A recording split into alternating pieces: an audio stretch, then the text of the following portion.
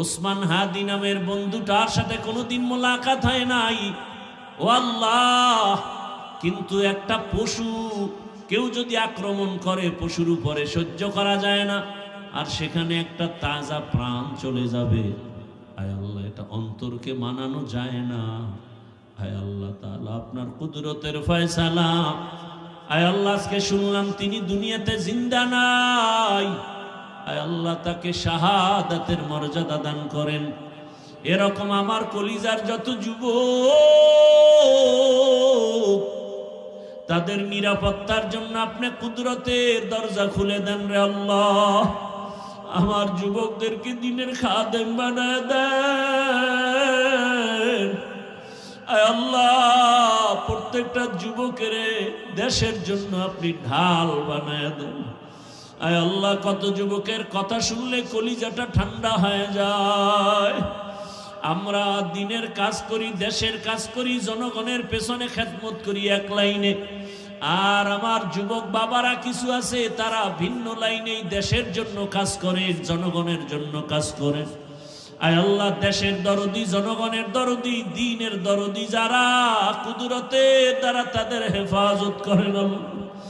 আপনি ছাড়া আমাদের আপন কেউ নাই,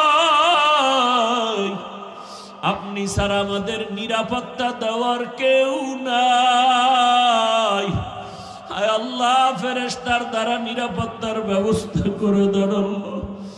আর যেন কানে না শুনি, যুবক নাই, তাজা প্রাণ ঝরে পড়েছে।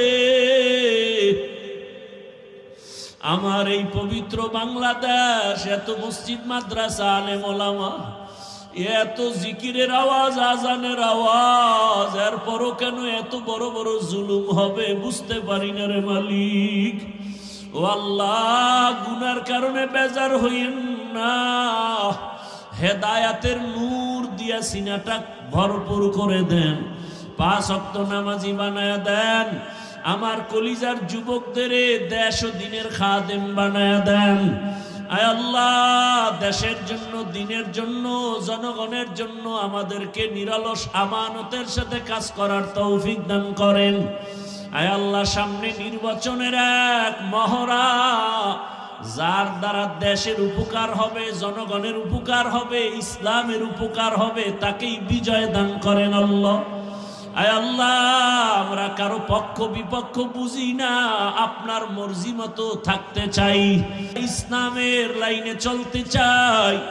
যারা বুঝে না তাদেরকে বুঝদান